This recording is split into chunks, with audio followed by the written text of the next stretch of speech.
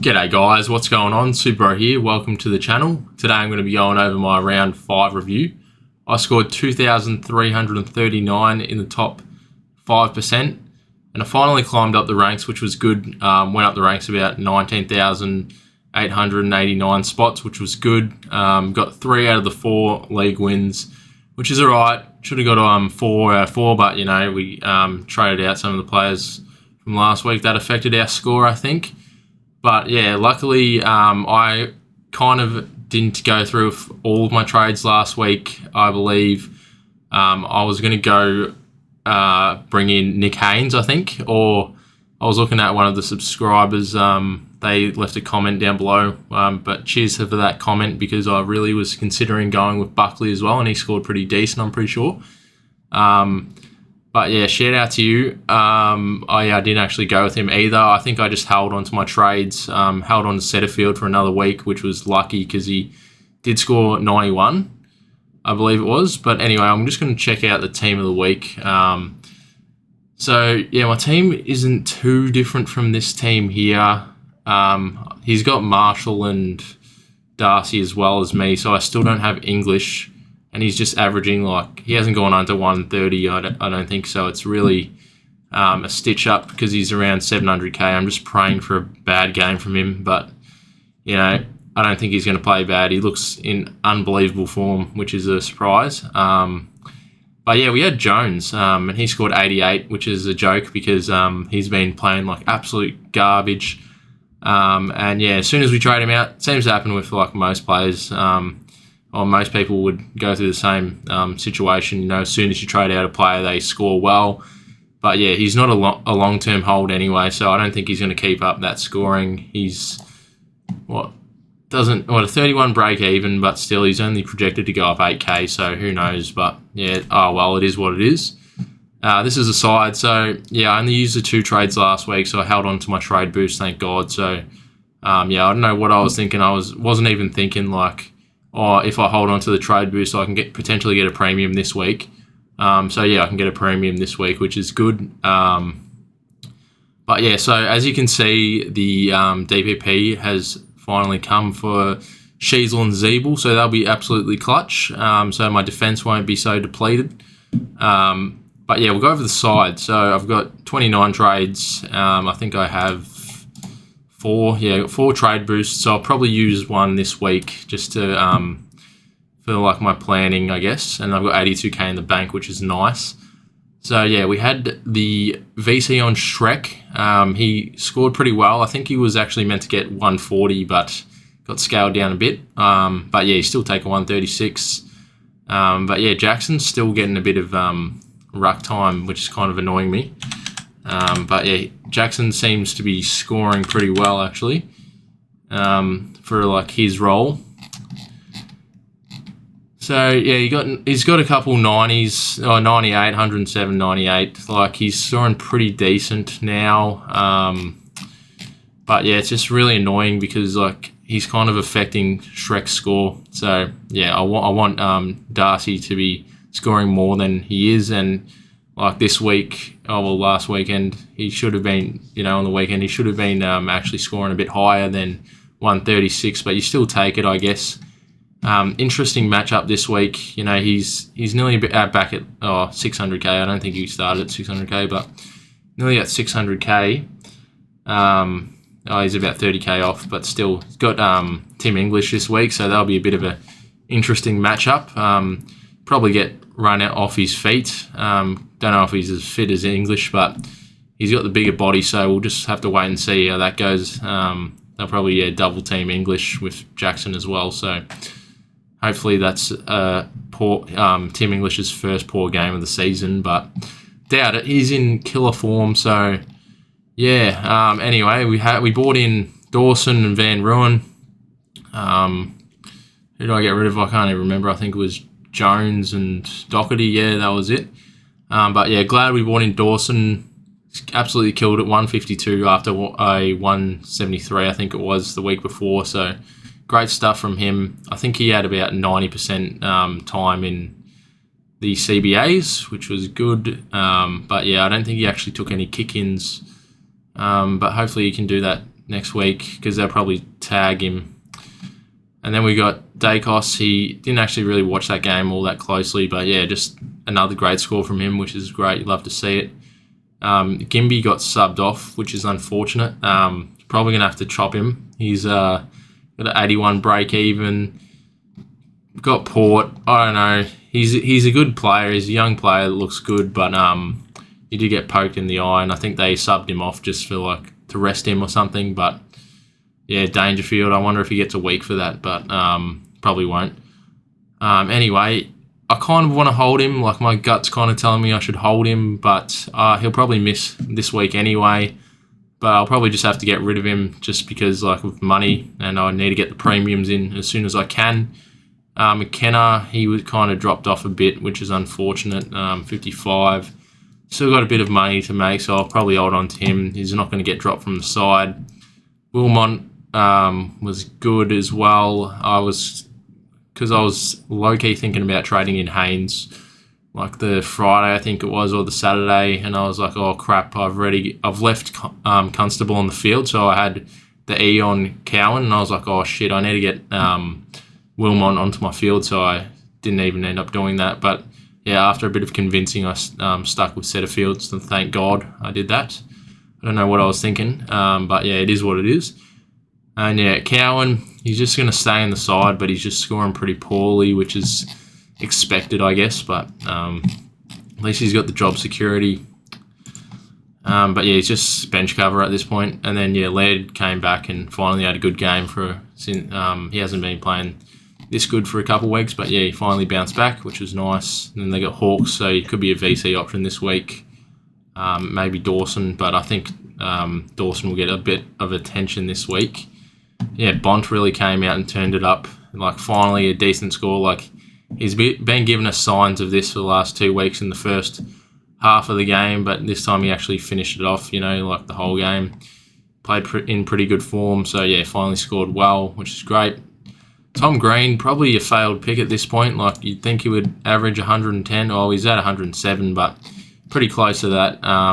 But yeah, I thought he'd be scoring 130s and stuff. Kind of dropped off a bit, but he was getting tagged in the Hawthorn game, which is unfortunate. He had 20 touches before halftime, I believe, but it is what it is. And then yeah, Goulden got 88, which was alright, but not the greatest from him. He's one of those guys, we just gotta look out for, I guess. There isn't that many good forward options anyway, so probably just hold on to him. And then Cornelio I thought he looked in better form than he was getting scored on, I guess, in terms of Supercoach points. I thought he would get more points, but he only got 102, which is a bit of a surprise. But yeah, that was a pretty good game to watch in the last quarter. Pretty close game.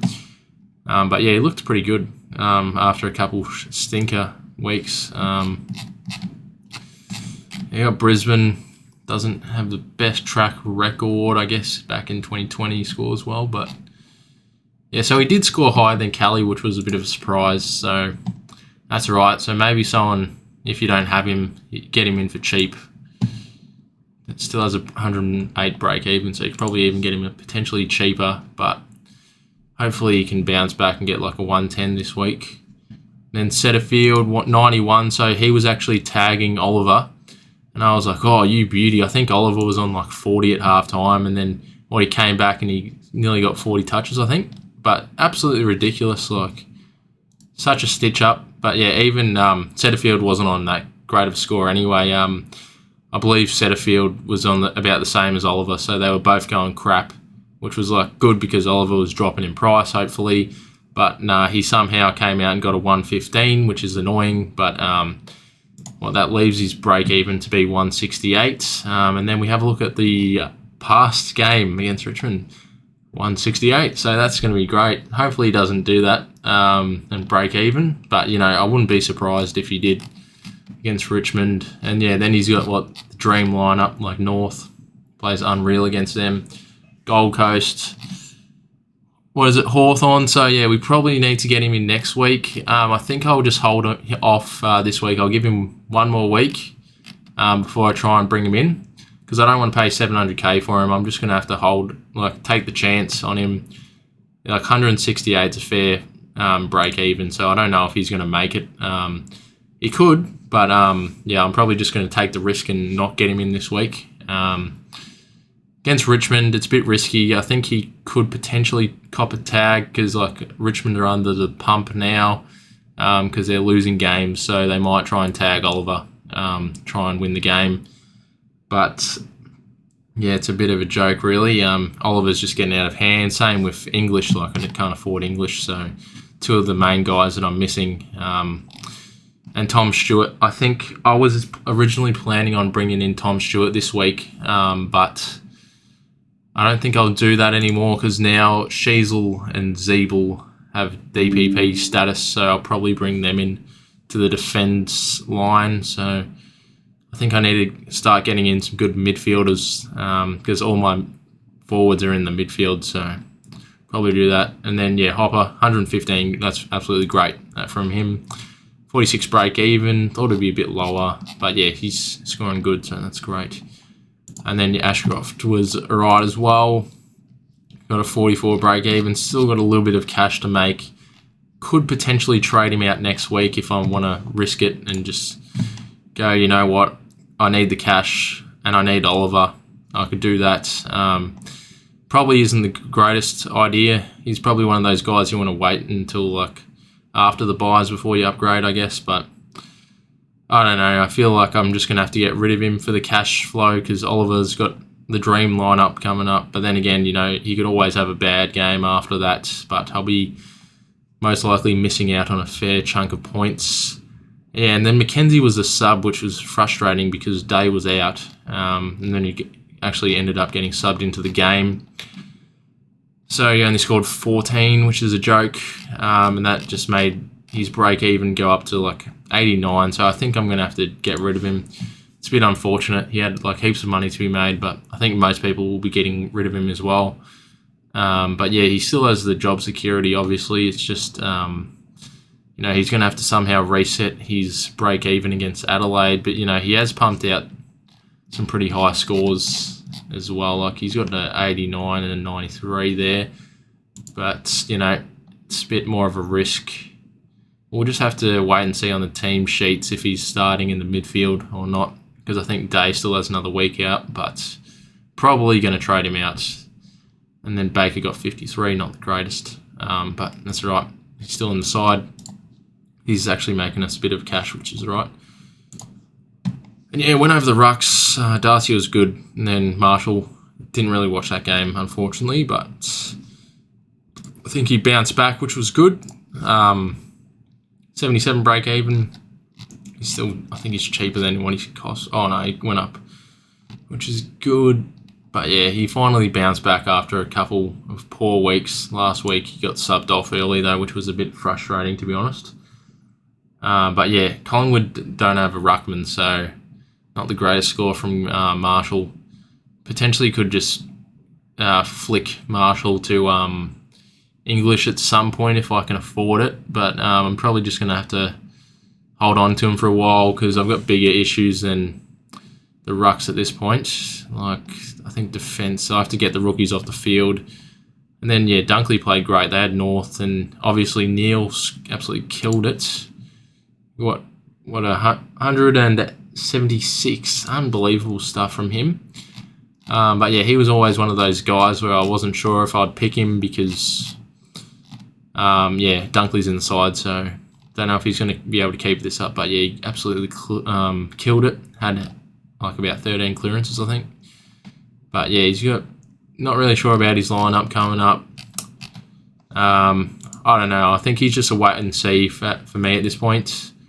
Taranto got a 115 as well, so that's great. There's Hopper, so awesome stuff from him.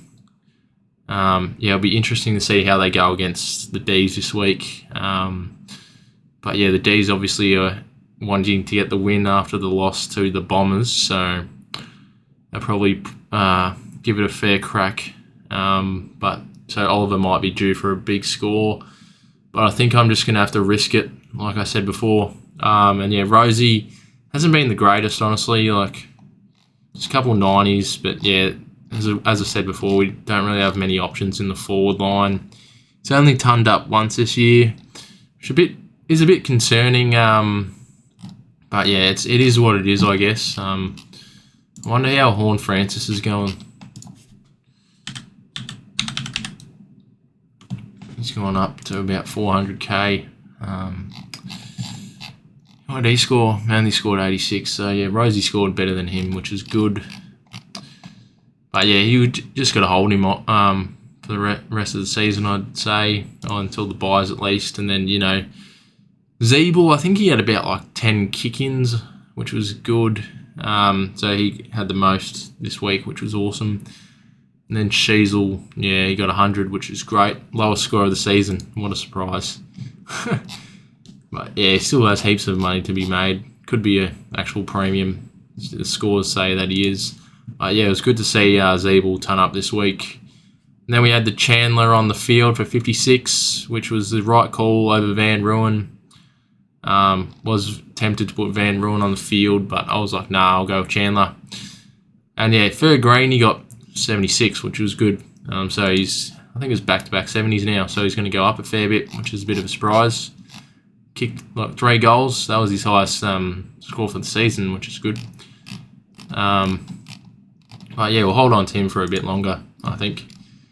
We'll go over the trades. So this week, I'm thinking about getting a bit of value out of my money because I don't want to pay 700k for Oliver straight away. So I think I'm going to bring in Took Miller. He's scored 127, got North this week. He's got a couple pretty big scores in here. Then he's got Richmond, so that could be another big week for him. Then the D's, those are some massive scores. He got a 140 average against the D's, which is crazy. He hasn't gone under 100 yet. So, yeah, I think we'll just get the value out of Took. He's pretty cheap. Probably won't be able to get him below this price. Got 112 break even. Fair chance he'll break even, obviously. So we'll probably get Took in this week, I think. I think we'll have to get rid of Gimby, unfortunately. And Mackenzie. And then, yeah, we'll use a boost trade, I think. Use a boost trade. Who else do we want to trade out? Setterfield, stuff it. We'll just get rid of him. So this will open up a bit of cash for us, which is what we need for Oliver. So yeah, we'll bring in Took, and then we'll bring in. I'll start rotating some players actually.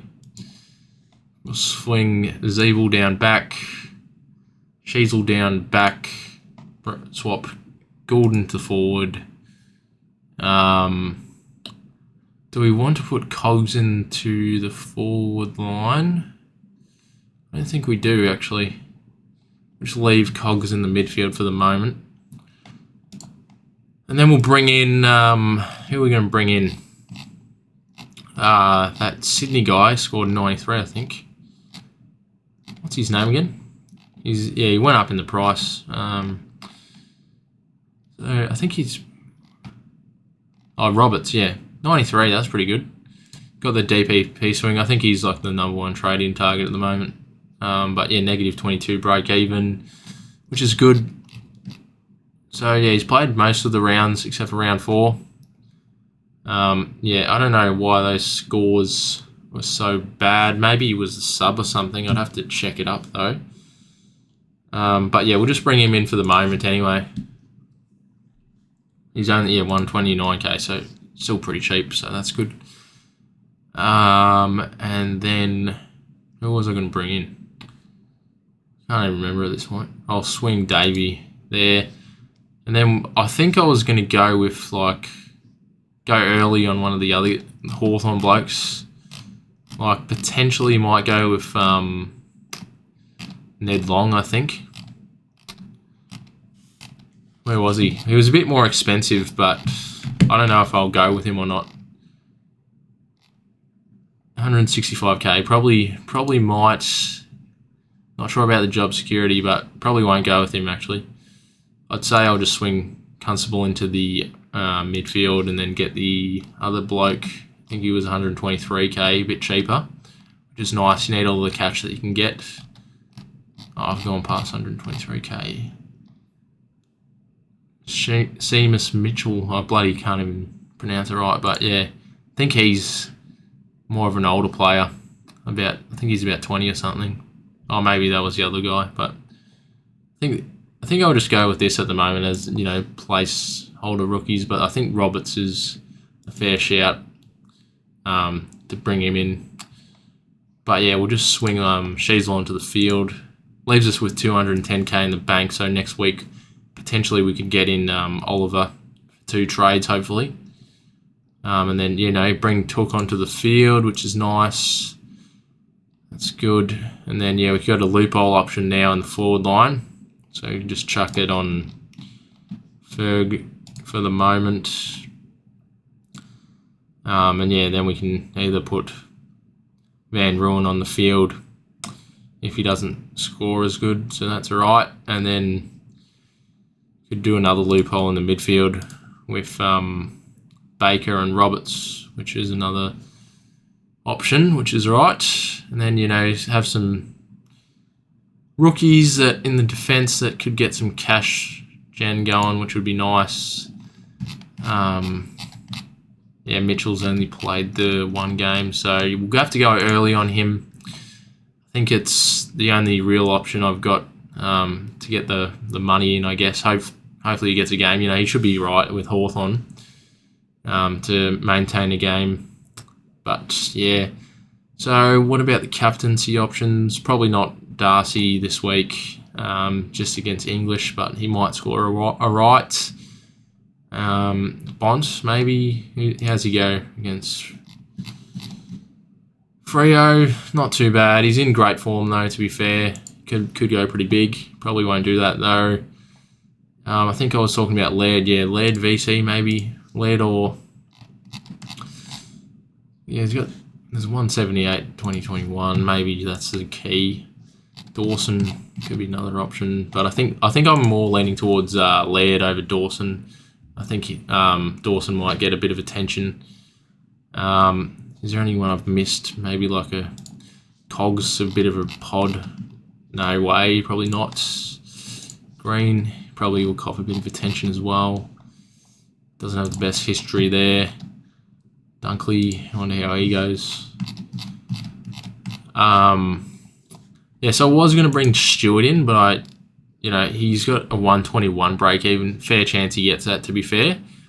But yeah, I think now I've got Sheasel and Zeeble in defence. So I think I'll just go with Took. I think Took's in for a bigger week than Stewart potentially, but you know, who knows? Stewart could probably pump out a massive score as well. But yeah, I think he did only score about a 63 in the grand final, but it doesn't come up on here. I did look that up, I think it was, but past scores, not anything like exciting. But yeah, I don't know. He could be like a key factor in like next week's game, so have to wait and see. You know, I can always try and bring him in later on. But yeah, I'll probably go with Took this week. I think Took is probably going to start getting out of hand in terms of price because he's lineup. So probably bring him in. And who else was we looking at? Maybe, yeah, put the C on Took for the moment. I think this was probably my plan, unless I've missed a clear option that I can't see. I think that's the way to go about it. Maybe Dacos against the Bombers. There's another C option, but I probably feel more comfortable putting the C on Miller against North, unless he gets tagged, but I doubt he'll get tagged. But yeah, anyway, that was the video. I'll have 26 trades left and 210k in the bank, so hopefully next week I can somehow figure out a way to get in Oliver. That'll be my like number one priority. So I could do that and then probably swing like Canelio back into the forward line, or I could leave him in the midfield and just not play a rookie. Just depends on how Baker and Roberts go, I guess. But yeah, that's a side. Looking a bit better than last week, which is good. See the leagues, how we're going with that. Yeah, so I'm not even in the bloody top 8 in my own league, which is a bit of a surprise. A couple poor rounds, but yeah, we are pretty good. We got rank 566, so that's pretty good from us there.